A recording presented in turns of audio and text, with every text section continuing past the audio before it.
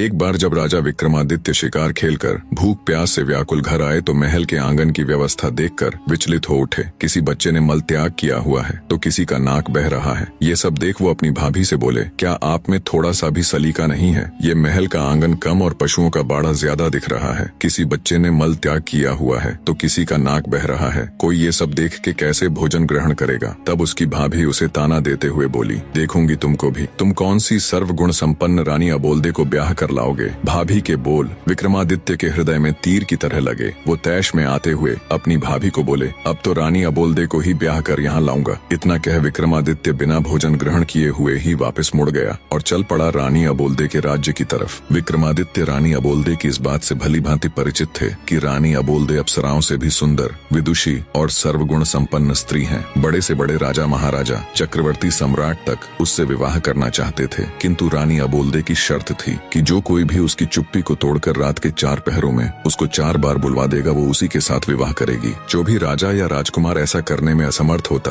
उसे रानी की कैद में रहने की सजा हो जाती। अब तक कोई भी राजा या राजकुमार 4 बार तो क्या, 1 बार भी रानी को नहीं बुलवा सके थे। 111 राजा व राजकुमार रानी को बुलवाने का ये असफल प्रयास कर चुके थे, जो अब उनकी कैद में पड़े थे। रानी अबोल्दे ने अपने महल के सामने एक बड़ा ढोल रखवा रखा था। जो कोई भी राजा या राजकुमार रानी से विवाह करने का इच्छुक होता, उसे डंके की चोट मार उस ढोल को बजाकर आगाज करना होता था। राजा विक्रमादित्य ने चलते चलते एक योजना बनाई। उसके पास 4 ऐसे अदृश्य वीर थे जो उनके हर हुक्म को मानते थे। राजा विक्रमादित्य उन वीरों के साथ शाम होने से पहले ही रानी अबोल्दे के महल के सामने पहुंच गया और डंका उठा, जोर से ढोल पर दे मारा। ढोल की आवाज सुनकर रानी ने अपने सेवकों को आदेश दिया, ढोल बजाने वाले को आदर सहित अतिथि गृह में ले जाए और उचित सत्कार किया जाए। रात का पहला पहर शुरू होने से पहले ही रानी अबोल्दे 16 श्रृंगार कर अपने महल में पलंग पर बैठ गई और सेवकों को आदेश दिया कि राजा विक्रमादित्य को उनके समक्ष लाया जाए। राजा विक्रमादित्य सेवकों के आग्रह पर रानी अबोल्दे के महल में आ गए और अपनी योजना के अनुसार अपने 4 अदृश्य वीरों को उनके अति सूक्ष्म रूप में अलग अलग स्थानों पर बैठा दिया। एक को रानी के पलंग के पास, दूसरे को रानी के मटके के पास, तीसरे को रानी की खिड़की के पास और चौथे को रानी के हार के पास बैठा दिया और वो खुद भी रानी के समक्ष एक काठ की कुर्सी पर बैठ गए। उन्होंने रानी से बातचीत करने का प्रयास किया, पर रानी अबोल्दे ने कोई जवाब नहीं दिया। वो तो उनके सामने ऐसे बैठ गई जैसे कोई पत्थर की मूर्त हो। तब राजा विक्रमादित्य ने रानी के पलंग की तरफ देखते हुए कहा, अरे भाई रानी के पलंग, रानी तो बोलेगी नहीं, अब तू ही कह कुछ बात जिससे कटे रात। राजा की बात सुन रानी के पलंग पर बैठा उसका वीर बोला, महाराज मेरे में इतना दिमाग कहाँ कि आपको कुछ कह सुनाऊं? हाँ, अगर आप कुछ सुनाएंगे तो हुंकारा जरूर भर दूंगा। राजा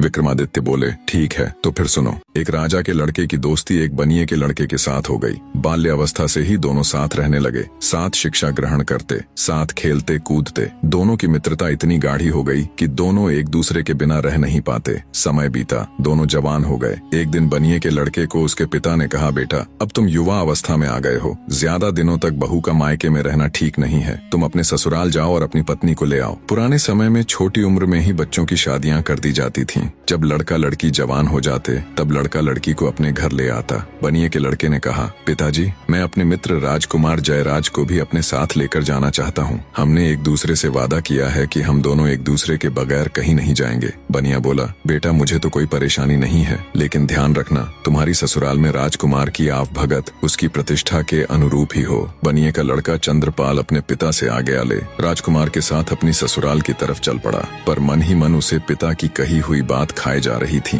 कि राजकुमार की खातिरदारी उसकी प्रतिष्ठा के अनुरूप ना हुई तो कहीं उसे बुरा न लग जाए। रास्ते में एक देवी का मंदिर पड़ता था। मान्यता थी कि वहाँ जो कोई कुछ भी मांगता उसकी मुराद पूरी हो जाती। बनिया और राजकुमार भी जब मंदिर के सामने पहुँचे तो वो भी मंदिर में देवी दर्शन के लिए चले गए। चंद्रपाल ने मन ही मन हाथ जोड़ देवी से प्रार्थना की, हे देवी मेरे लिए मेरे मित्र से बढ़कर कुछ भी नहीं है। मेरी ससुराल में उसकी आव भगत उसकी प्रतिष्ठा के अनुरूप ही हुई तो वापस लौटते समय मैं आपको अपना सिर भेंट कर दूंगा। दोनों चल पड़े और कुछ समय की यात्रा के बाद चंद्रपाल यानी बनिए के लड़के की ससुराल पहुंच गए। चंद्रपाल का ससुर अपने शहर का बहुत बड़ा जाना माना साहूकार था। उनके पास किसी चीज की कोई कमी नहीं थी। उन्होंने अपने दामाद और उसके मित्र की खूब अच्छे से खातिरदारी की और 15 दिनों तक उन्हें जाने नहीं दिया तथा बड़े मान सम्मान के साथ उनकी आवभगत की, जिससे चंद्रपाल और राजकुमार बहुत प्रभावित हुए। 16वें दिन चंद्रपाल के बहुत कहने पर उन्होंने बड़े आदर सत्कार सहित अपनी बेटी के साथ उनको विदा कर दिया। रास्ते में राजकुमार ने अपने मित्र के आगे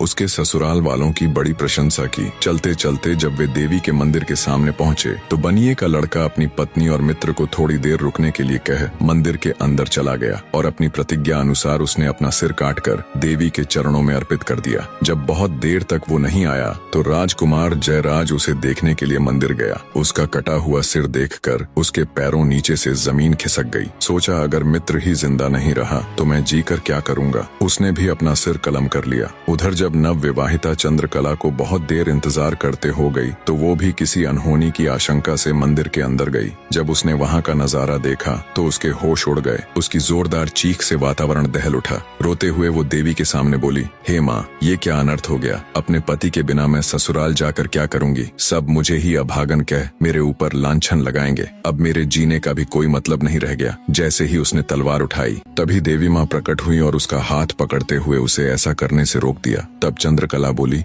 हे देवी माँ, मेरे पति और उनके मित्र की बलि तो आप ले ही चुकी हो। इन दोनों को तो आपने अपना बलिदान देने से नहीं रोका, तो अब मुझे क्यों रोक रही हो। मेरी भी बलि ले लीजिए। और वैसे भी मैं अपने पति के बगैर जीकर करूंगी भी क्या। देवी माँ बोली, मैं तुम्हारे पति की भक्ति, राजकुमार जयराज की दोस्ती और तुम्हारी अपने पति के प्रति निष्ठा और प्रेम देखकर बहुत प्रसन्न हूँ। इसलिए मैं तुम्हारे पति और राजकुमार दोनों को जीवन दान देना चाहती हूँ। तुम ऐसा करो, दोनों के शीश उनके धड़ के ऊपर ज्यों के त्यों रख दो। मैं उन्हें पुनर्जीवित कर दूंगी। चंद्रकला ने जल्दी जल्दी से उन दोनों के सिर उठाए और उनके धड़ों के ऊपर रख दिए। देवी माँ ने अपना हाथ उठाकर एक दिव्य प्रकाश की किरण छोड़ी और दोनों जीवित हो गए। उनको जीवित करने के बाद देवी माँ अंतर्ध्यान हो गई, लेकिन जल्दबाजी में चंद्रकला से एक गड़बड़ हो गई। उसने अपने पति का सिर राजकुमार के धड़ के ऊपर रख दिया और राजकुमार का सिर उसके पति के धड़ पर। राजा विक्रमादित्य रानी के पलंग से बोले, रानी के पलंग बताओ, अब चंद्रकला किसकी पत्नी हुई। बनिए के लड़के चंद्रपाल के धड़ वाले की या फिर उसके शीश वाले की। रानी का पलंग बोला, महाराज,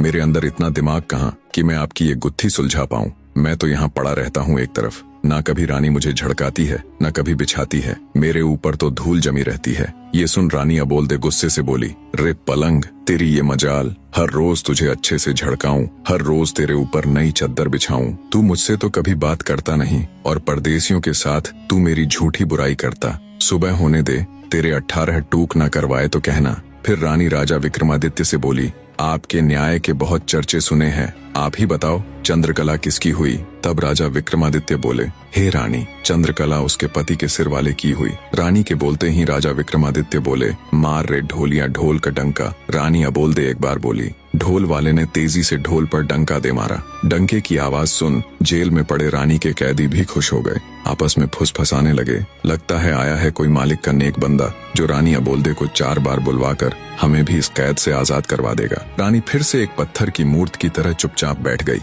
राजा विक्रमादित्य रानी के मटके के ऊपर रखे वीर से बोले, भाई रानी के मटके, रात का एक पहर तो रानी के पलंग ने कटवा दिया, अब तुम भी कुछ कह सुनाओ, ऐसे तो ये रात कटेगी नहीं। तब रानी के मटके के ऊपर रखा हुआ वीर बोला, महाराज, मेरे अंदर इतनी बुद्धि कहाँ कि मैं आपको कुछ कह सुनाऊं। हाँ, आप कुछ कहेंगे तो हुंकारा जरूर भर दूंगा। तब राजा विक्रमादित्य बोले, अगर ऐसी बात है तो सुनो फिर। बचपन में साथ खेलने कूदने वाले राजा और साहूकार के पुत्र में बहुत गहरी मित्रता थी। नादान उम्र में दोनों ने एक दूसरे से वादा किया, जिसकी शादी पहले होगी वो अपनी पत्नी को पहली ही रात दूसरे के पास भेजेगा। समय बीता, बात भी पुरानी हो गई, दोनों जवान हो गए। साहूकार ने अपने लड़के माधव का विवाह एक सुंदर, सुशील और सुयोग्य कन्या से कर दिया। सुहागरात वाली रात मोहिनी 16 श्रृंगार कर सुहाग सेज पर बैठी अपने पति का इंतजार कर रही थी। थोड़ी देर बाद उसका पति माधव मुंह लटकाए कमरे में आया और चुपचाप बैठ गया। पति को ऐसे मुंह लटकाए देख मोहिनी समझ गई जरूर कुछ बात है। बोली, क्या बात है नाथ, क्या आप मुझसे नाराज हैं? क्या मैं आपको पसंद नहीं हूँ? माधव बोला, नहीं प्रिय, ऐसी कोई बात नहीं है। मोहिनी बोली, फिर क्या बात है? क्या मेरे घर वालों ने लेन देन में कुछ कमी छोड़ दी या आपके परिवार वालों की अच्छे से आवभगत नहीं की? माधव बोला, नहीं नहीं, वो बात भी नहीं है। नव विवाहिता मोहिनी बोली, फिर ऐसी क्या बात है जो आप मुझे बताने में झिझक रहे हैं? मैंने आपसे विवाह किया है, मैं आपकी अर्धांगिनी हूँ, आपका सुख दुख अब मेरा भी है, इसलिए आप मुझे अपने मन की बात बता सकते हैं। सकुचाते हुए माधव धीरे से बोला, लड़कपन की नादानी में मैंने अपने मित्र राजकुंवर हर्षवर्धन को एक वचन दिया था जिसे मैं ना तो तोड़ सकता हूँ और ना ही निभा सकता हूँ। मोहिनी बोली, कि ऐसा क्या वचन दिया है आपने, आप मुझे बता सकते हैं? माधव ने कहा कि वचन ही कुछ ऐसा है जिसे मैं तुम्हें बताने में भी झिझक रहा हूँ। मोहिनी बोली कि कैसा भी वचन हो आप मुझे निसंकोच बताइए, मैं भी आपका वचन निभाने में आपका पूरा साथ दूंगी। यदि इसके लिए मुझे अपनी जान भी देनी पड़े तो मैं हंसते हंसते दे दूंगी। माधव बोला कि हम दोनों मित्रों ने एक दूसरे को वचन दिया था कि जिसकी भी शादी पहले होगी वह अपनी सुहाग रात वाले दिन अपनी पत्नी को अपने मित्र के पास भेजेगा। अब यदि मैं वचन को तोड़ता हूँ तो दोस्त के साथ दगा होगा और निभाता हूँ तो तुम्हारी लाज जाती है, जिसको बचाने का मैंने तुम्हें वचन दिया है। मोहिनी सारी बात सुन कुछ देर सोच में पड़ गई, फिर बोली कि हे नाथ, आप किसी बात की चिंता मत कीजिए, आप बस मुझे आज्ञा दीजिए, मैं आपका वचन भी निभा लूंगी और अपना धर्म भी बचा लूंगी। अपनी पत्नी मोहिनी की बात से माधव के मन का बोझ कुछ हल्का हुआ। उसने मोहिनी को राजकुमार हर्षवर्धन के पास जाने की आज्ञा दे दी। मोहिनी 16 श्रृंगार किए हुए छम छम पायल बजाती राजकुंवर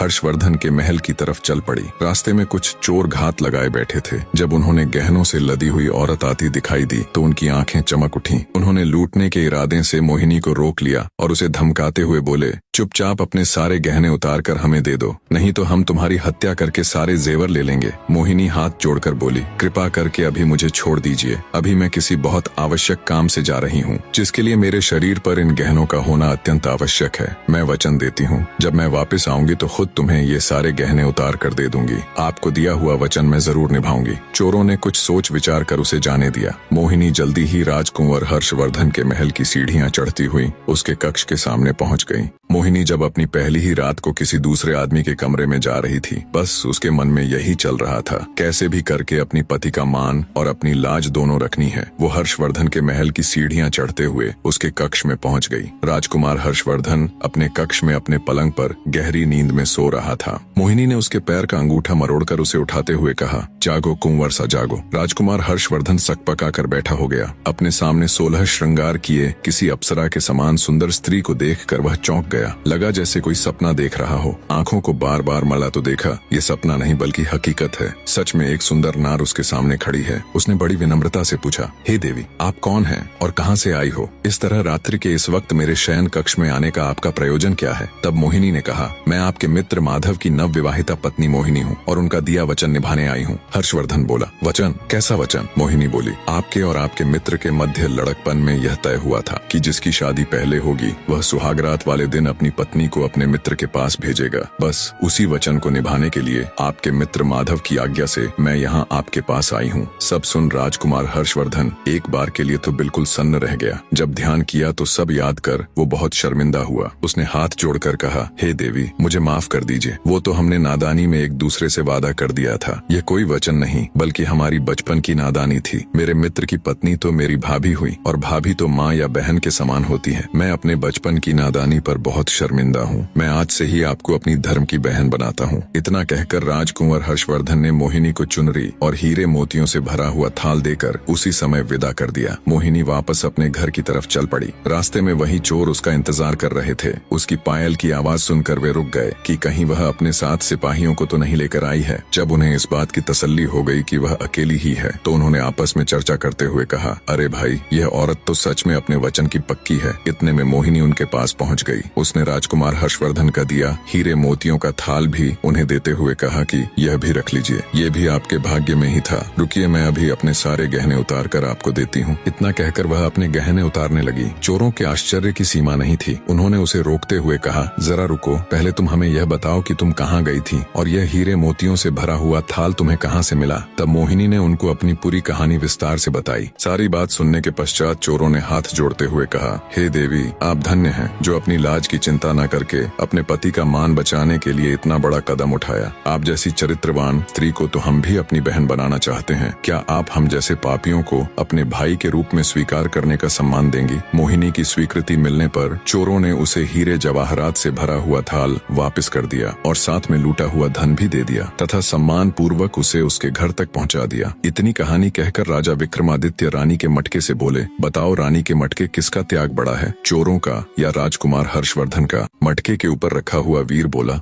महाराज, मेरे अंदर इतनी बुद्धि कहाँ कि मैं आपको ये बता सकूं किसका त्याग बड़ा या छोटा है। मैं तो एक साधारण सा मटका हूँ जो ऐसे ही किसी कोने में पड़ा रहता है। न तो मुझसे कोई पानी पीता है, न कोई सफाई करता है और न ही कोई मेरा नीर बदलता है। तो महाराज मुझे माफ करे, मैं आपकी ये पहेली नहीं सुलझा पाऊंगा। मटके की बात सुन रानी अबोलदे गुस्से से तिलमिला उठी और बोली, रे मटके, तेरी ये मजाल, हर रोज तेरी सफाई करूं, हर रोज तेरा नीर बदलूं, तू मुझसे तो कभी बात करता नहीं और परदेसियों के साथ तू मेरी झूठी बुराई करता है। सुबह होने दे, तेरे 18 टूक ना करवाए तो कहना। फिर रानी राजा विक्रमादित्य से बोली, आपके तो न्याय के बहुत चर्चे सुने हैं, आप ही बताओ किसका त्याग बड़ा है। विक्रमादित्य बोले, हे रानी, राजकुमार हर्षवर्धन तो एक राजा के पुत्र थे। उनके पास किसी चीज की कमी नहीं थी, ना धन की ना औरत की। एक थाल देने से उसका भला क्या कम होगा। पर चोरों ने न केवल मोहिनी को लूटने से छोड़ दिया, बल्कि साथ साथ अपना लूटा हुआ सर्वस्व धन भी उसे दे दिया। तो चोरों का त्याग राजकुमार हर्षवर्धन से बड़ा था। राजा विक्रमादित्य की बात से पूरी तरह सहमत हो रानी एक बार फिर से सतर्क होकर बैठ गई। राजा विक्रमादित्य ने मुस्कुराते हुए कहा, मार रे ढोलिया ढोल को डंका। रानी अबोलदे दूसरी बार बोली। ढोल वाले ने तेजी से ढोल पर डंका दे मारा। रात के दूसरे पहर में दूसरी बार डंके की आवाज सुन जेल में पड़े रानी के कैदियों की खुशी का कोई ठिकाना नहीं था। उन्हें पक्का विश्वास हो गया था कि जो भी नेक आदमी अब की बार रानी के समक्ष बैठा है, वो रानी को 4 बार बुलवा देगा और हमारी भी कैद छूट जाएगी। राजा विक्रमादित्य रानी की खिड़की के ऊपर रखे वीर से बोले कि हे रानी की खिड़की, रात के 2 पहर तो रानी के पलंग और मटके ने कटवा दिए, अब तुम भी कुछ कह सुनाओ, ऐसे तो ये रात कटेगी नहीं। तब रानी की खिड़की के ऊपर रखा हुआ वीर बोला, महाराज, मेरे अंदर इतनी बुद्धि कहाँ कि मैं आपको कुछ कह सुनाऊं। हाँ, आप कुछ कहेंगे तो हुंकारा जरूर भर दूंगा। तब राजा विक्रमादित्य बोले, अगर ऐसी बात है तो सुनो फिर। एक ठाकुर और एक साहूकार के लड़के में तगड़ी यारी थी। दोनों बाल्यावस्था से ही साथ रहे। दोनों का विवाह बचपन में ही हो चुका था, लेकिन पत्नी दोनों की अपने मायके में ही थी। जवान होने पर दोनों एक साथ अपनी अपनी पत्नी को लाने के लिए रवाना हुए। साहूकार के लड़के गंगाधर ने अपने साथ अपने नाई को भी ले लिया। काफी दूर तक साथ चलने के बाद वे एक ऐसी जगह पर पहुंच गए जहां से उन दोनों के ससुराल जाने का रास्ता अलग अलग था। साहूकार के लड़के गंगाधर और ठाकुर के लड़के विष्णुदत्त ने एक दूसरे को कहा, जो भी यहाँ पहले पहुंच गया वो दूसरे का इंतजार करेगा। इतना कह दोनों मित्रों ने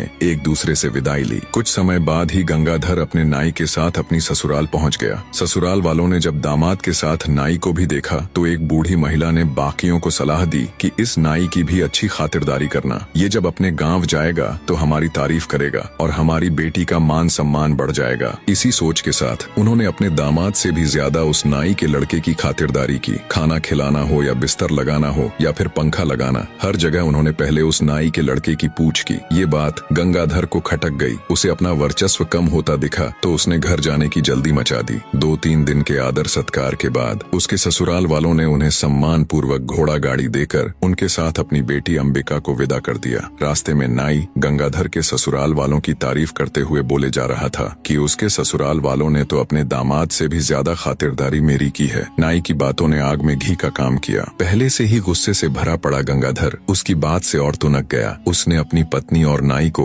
वहीं रास्ते में छोड़ दिया और खुद अकेला ही अपने घर की तरफ निकल पड़ा। उसकी नव विवाहिता पत्नी अंबिका बेचारी ठगी सी उसे देखती रह गई। गंगाधर के जाने के बाद नाई भी मौका देख अपने गांव की राह पकड़ गया। नव विवाहिता अंबिका पर तो जैसे दुखों का पहाड़ टूट पड़ा। दुखी हृदय के साथ उसने हिम्मत कर वापस घर जाने का फैसला किया और घोड़े गाड़ी को घर की तरफ मोड़ दिया। पर होनी को कुछ और ही मंजूर था। वो रास्ता भटक कर किसी अन्य नगर में पहुंच गई। नगर में घुसते ही एक मालिन का घर था। अंबिका ने उसे कुछ धन दिया और कुछ दिनों तक उसके साथ रहने के लिए उसे मना लिया। अंबिका मालिन के साथ उसके घर पर ही रहने लगी। वो मालिन वहाँ के राजा को फूलों की माला बनाकर पहुँचाया करती। अब अंबिका भी इस काम में उसकी मदद करने लगी। मालिन बगीचे से फूल चुन चुन कर लाती और अंबिका उनसे बहुत ही सुंदर और अलग तरह की मालाएं और गुलदस्ते बना देती, जिन्हें मालिन राजमहल तक पहुँचा देती। एक दिन राजा ने मालिन से पूछा कि आजकल तुम बहुत सुंदर और मनमोहक कारीगरी के गुलदस्ते और मालाएं बना बना कर लाती हो। इतनी सुंदर कारीगरी तो तुम नहीं कर सकती, तो ये गुलदस्ते और मालाएं कौन बनाता है? मालिन बोली कि महाराज, मेरे घर पर कुछ दिनों से एक स्त्री आकर ठहरी हुई है। वह बहुत ही गुणवान है। वही रोज इतने सुंदर गुलदस्ते और मालाएं बनाती है। मालिन की बात सुन राजा ने मन ही मन सोचा, जो इतनी सुंदर मालाएं और गुलदस्ते बनाती है वो खुद कितनी सुंदर होगी। ये बात मन में आते ही उसके अंदर वासना का खोट पैदा हो गया।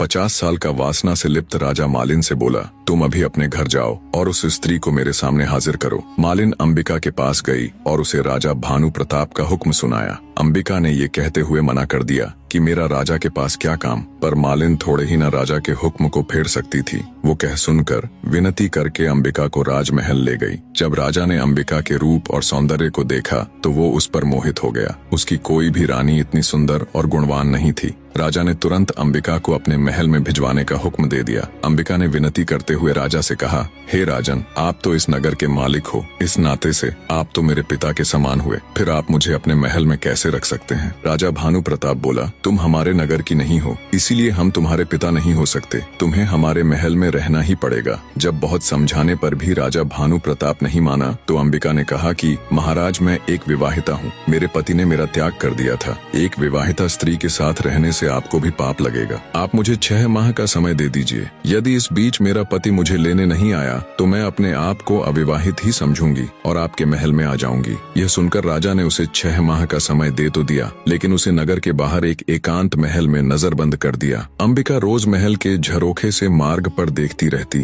कि कभी कोई भूलने से ही उसके मायके या ससुराल से उस ओर आ जाए तो वह उसके साथ अपने हाल का संदेश भिजवा सके। उधर ठाकुर विष्णुदत्त अपनी पत्नी के साथ तय की हुई जगह पर अपने दोस्त का इंतजार कर रहा था। जब गंगाधर अपनी पत्नी का परित्याग करके अकेला ही उधर पहुंचा तो उसे अकेले आते देख विष्णुदत्त बोला, अरे मित्र, तुम अकेले कैसे चले आ रहे हो? मेरी भाभी को कहाँ छोड़ आए? तब गंगाधर ने उसे सारा वाक्य कह सुनाया। सब सुन गुस्से से विष्णुदत्त उसे धिक्कारते हुए बोला, धिक्कार है मित्र, किसी और के अपराध का दंड तुमने अपनी निर्दोष पत्नी को दे दिया। यदि उसके घर वालों ने तुम्हारे नाई की खातिर तुमसे ज्यादा कर दी तो इसमें भाभी का क्या दोष था? इतनी सी बात पर क्या कोई अपनी पत्नी को छोड़ देता है? हमें अभी वापस चलकर भाभी को ले आना चाहिए। गंगाधर ने विष्णुदत्त की बात मान ली। विष्णुदत्त ने अपनी पत्नी को पास ही एक गांव में ठहरा दिया और स्वयं गंगाधर के साथ उसकी पत्नी अंबिका को लाने के लिए निकल पड़ा। गंगाधर ने अपनी ससुराल में लोगों से पता किया तो उसे मालूम हुआ कि उसकी पत्नी अपने मायके नहीं पहुंची थी। ससुराल में ना जाकर वो वहीं से विष्णुदत्त के साथ अंबिका की तलाश में निकल पड़ा। ढूंढते ढूंढते वे दोनों भी उसी नगर में पहुंच गए। अंबिका ने जब महल के झरोखे से उन्हें आते देखा तो तुरंत उसने अपने पति को पहचान लिया और महल के सेवकों से कहकर उन्हें महल में बुला लिया। महल में पहुंचने पर विष्णुदत्त ने अंबिका को अपना परिचय दिया और कहा, भाभी, मेरे मित्र से गुस्से में आपको छोड़ने का अपराध हो गया। वह अपनी करनी पर शर्मिंदा है। अब आप भी बीती बातें भूल जाओ और हमारे साथ अपने घर चलो। गंगाधर ने भी अंबिका से माफी मांगी और चलने के लिए कहा। तब अंबिका ने उन दोनों को अपने साथ घटी सारी बातें विस्तार से बताई और कहा कि पहले हम दोनों को राजा के सामने जाकर उनसे आज्ञा लेनी होगी। वे दोनों राजा के सामने गए। अंबिका ने राजा से कहा कि महाराज, मेरे पति मुझे लेने के लिए आ गए हैं, इसलिए कृपया अब आप हमें जाने की इजाजत दे दीजिए। राजा ने भी अपने वचन का पालन करते हुए अंबिका को अपने पति के साथ जाने की अनुमति दे दी। वे तीनों वहां से निकल पड़े। रास्ते में काशीनाथ ने अपनी पत्नी गौरी को भी अपने साथ ले लिया और सभी अपने नगर में आ सुख से रहने लगे। इतनी कहानी कह राजा विक्रमादित्य ने अपनी खिड़की में बैठे वीर से कहा, हे रानी की खिड़की, बताओ गंगाधर और अंबिका में से कौन ज्यादा महान था? खिड़की में बैठा वीर बोला, हे महाराज, मेरे ऊपर तो पता नहीं कितने सालों की धूल जमी हुई है। न मेरी कभी सफाई होती, न कभी रंग पुताई। मेरे अंदर इतनी बुद्धि कहाँ कि मैं आपको ये बता सकूं कौन ज्यादा महान है और कौन कम। खिड़की में बैठे वीर की बात सुन रानी अबोलदे एक बार फिर से खुद पर काबू ना कर सकी और तमा कर बोली, रे खिड़की, तेरी ये मजाल, हर रोज तेरी सफाई करवाऊं, हर 6 माह में तेरे ऊपर नई रंग पुताई करवाऊं। मेरे साथ तो तूने कभी बात की नहीं और परदेसियों के सामने तू मेरी झूठी बुराई करती। सुबह होने दे, तेरे 18 टूक ना करवाए तो कहना। फिर राजा विक्रमादित्य से बोली, राजा, ये बताना कौन सा कठिन काम है कि कौन महान है? इसमें गंगाधर की तो कोई महानता थी ही नहीं। उसने तो अपनी निर्दोष पत्नी को त्याग दिया था। महानता तो अंबिका की थी। उसके पास रानी बनने का पूरा मौका था, लेकिन फिर भी वह अपने पतिव्रत धर्म पर अडिग रही और उसने अपना धर्म नहीं छोड़ा। ऐसी स्त्री तो महान ही नहीं बल्कि पूजने लायक है।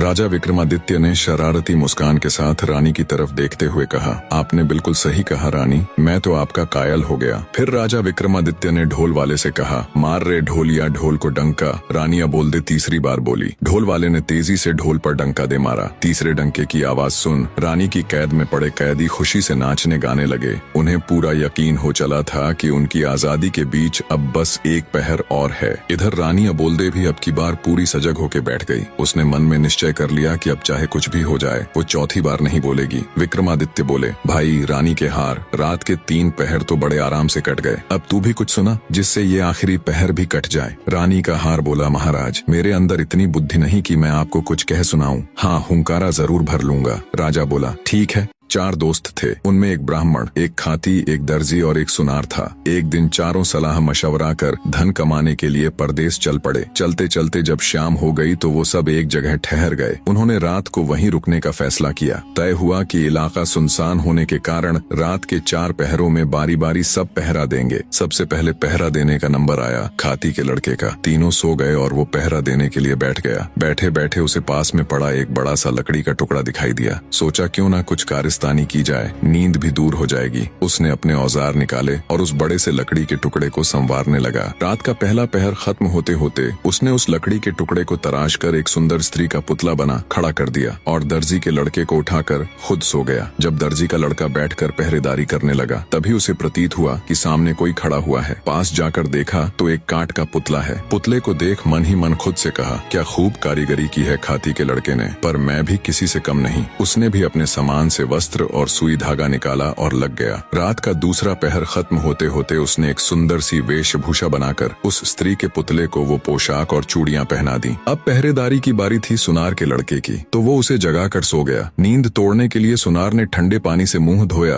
और बैठकर पहरेदारी करने लग गया। तभी उसकी नजर सामने खड़ी स्त्री पर गई तो वो भौंचक्का रह गया। सोचा इतनी रात जंगल में स्त्री कहाँ से आई। उसने उसे आवाज दी पर कोई उत्तर नहीं मिला। जिज्ञासावश उठकर पास गया तो देखा वो कोई स्त्री नहीं बल्कि एक पुतला है। सुनार को समझते देर न लगी कि ये खाती और दर्जी की करामात है। खुद से कहा, मैं भी किसी से कम नहीं। उसने भी अपने औजार निकाले और लग गया। तीसरा पहर खत्म होते होते उसने उस पुतले को सुंदर सुंदर आभूषण बनाकर पहना दिए। अब बारी थी ब्राह्मण के लड़के की, तो सुनार उसको जगाकर सो गया। अब जब ब्राह्मण पहरेदारी करने लगा तो उसकी भी नजर उस पुतले पर गई। वो भी सोच में पड़ गया, इतनी रात को इस जंगल बियाबान में ये नारी कहाँ से आई। वो भी उस स्त्री रूपी पुतले के पास जाकर उसे देखने लगा। सब समझते उसे भी देर न लगी। मन ही मन बोला, वाह क्या खूब कारीगरी की है सबने, लगता है सब मिलकर मेरी परीक्षा लेना चाहते हैं। उसने भी अपना तंत्र मंत्र का सामान निकाला और रात का चौथा पहर खत्म होते होते अपनी तंत्र मंत्र विद्या से उस काठ के पुतले में प्राण डाल दिए। वो काठ का पुतला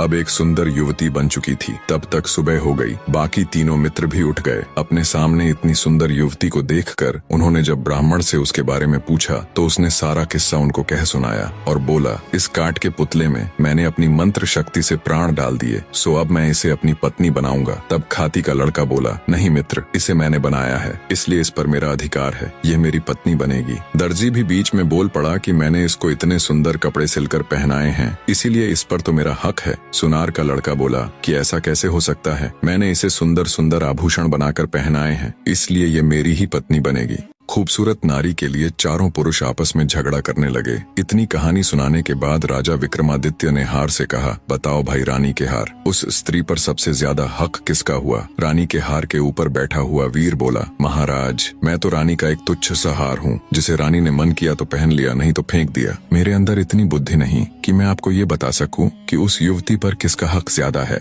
हार पर बैठे वीर की बात सुन रानी अबोल्दे को गुस्सा तो बहुत आया, पर वो अपने गुस्से को पी गई और कुछ भी न बोली। जब विक्रमादित्य ने देखा कि रानी तो कुछ बोली ही नहीं और रात का चौथा पहर खत्म होने में बस कुछ ही समय बाकी है, कुछ सोचते हुए वे बोले, सुनो रानी के हार, उस युवती पर सबसे ज्यादा हक उस ब्राह्मण के लड़के का है जिसने उस पुतले में प्राण डालकर उसे जीवित किया। राजा की बात सुन रानी के हार पर बैठा वीर तुरंत बोल पड़ा, क्या बात है राजन, क्या खूब न्याय किया है, आपकी तो जय जयकार होनी चाहिए। हार में बैठा वीर बोला, बोलो राजा विक्रमादित्य की जय। बाकी के तीनों वीर भी राजा विक्रमादित्य की जय जयकार करने लगे। राजा विक्रमादित्य की जय, वाह क्या न्याय किया है। इतना सुनते ही गुस्से को दबाए बैठी रानी अबोल्दे फट पड़ी और बोली, इस गलत न्याय पर कैसी जय जयकार। राजा विक्रमादित्य तुम तो बड़े न्याय प्रिय बने फिरते हो, लानत है तुम्हारे ऐसे न्याय पर। पता नहीं तुम्हारा ये न्याय कैसे इस जग में प्रसिद्ध हो गया। ये न्याय पूरी तरह से धर्म विरुद्ध है। आगे रानी अबोल्दे बोली, ब्राह्मण ने उस पुतले में प्राण डाले थे, अर्थात एक तरह से उसने उसे जन्म दिया, इस तरह से तो वह उसका पिता हुआ। तो एक पिता अपनी पुत्री से विवाह करें, इससे बड़ा नीच कर्म और क्या हो सकता है। धर्म के अनुसार कोई भी स्त्री केवल उसी की पत्नी हो सकती है जो उसको चूड़ियां पहनाता है, और पुतली को चूड़ियां दर्जी के लड़के ने पहनाई थी, तो धर्मानुसार वो युवती उसी की पत्नी हुई। रानी की सारी बात सुन राजा विक्रमादित्य ने शरारत से हंसते हुए रानी अबोल्दे की तरफ देखते हुए कहा, वाह वाह बहुत खूब रानी, आपने तो बिल्कुल धर्मोचित न्याय किया है। उस युवती का पति वो दर्जी ही हो सकता है। और माफ करे रानी साहिबा, आप 4 बार बोल चुकी हैं, तो आपका पति तो केवल मैं ही ही हो सकता हूँ, अब तो बस चलने की तैयारी करो। राजा विक्रमादित्य की बात सुन रानी अबोल्दे ने शर्माकर अपनी आंखें झुका ली। राजा विक्रमादित्य हर्षोत्साहित हो बोला, मार रे ढोलिया ढोल को डंका। रानी अबोल्दे चौथी बार बोली। ढोलिये ने डंका उठा ढोल पर दे मारा। रानी अबोल्दे ने वायदे के अनुसार उसकी कैद में बंद सभी राजाओं और राजकुमारों को सम्मान सहित उनका राजपाट लौटाते हुए उनको मुक्त कर दिया। बड़े धूमधाम से रानी अबोल्दे की शादी राजा विक्रमादित्य के साथ हो गई। राजा विक्रमादित्य जब रानी अबोल्दे को ले उज्जैन नगर पहुँचे तो उनको ताना देने वाली भाभी ने भी उनको अभिवादन देते हुए कहा, मान गए देवर्षा, जो आपने कहा था वो कर दिखाया। कहानी का निष्कर्ष जानने से पहले कमेंट करके कहानी कैसी लगी और अगली कहानी किस टॉपिक पर सुनना चाहोगे जरूर बताएं। निष्कर्ष, जीवन में सत्य, न्याय और धर्म का पालन सबसे महत्वपूर्ण होता है। जब चारों पात्र अपनी अपनी इच्छाओं और स्वार्थों के अनुसार कार्य करते हैं तो उनका संघर्ष अंततः उनके भीतर के सही और गलत के बोध को उजागर करता है। राजा विक्रमादित्य की न्यायप्रियता और रानी अबोल्दे का धर्म के प्रति अडिग विश्वास दर्शाता है कि सही रास्ता चुनने के लिए आत्मसंवेदनशीलता और विवेक आवश्यक है। यह कहानी यह भी सिखाती है कि किसी भी परिस्थिति में ईमानदारी, प्यार और समझौते के जरिए ही हम अपने जीवन को संतुलित और आध्यात्मिक रूप से पूर्ण बना सकते हैं। भगवान का न्याय हमेशा सही होता है और आत्मिक शांति पाने के लिए हमें अपने कर्मों और विचारों को शुद्ध करना चाहिए। कहानी में अंत तक जुड़े रहने के लिए आप सबका तहे दिल से धन्यवाद।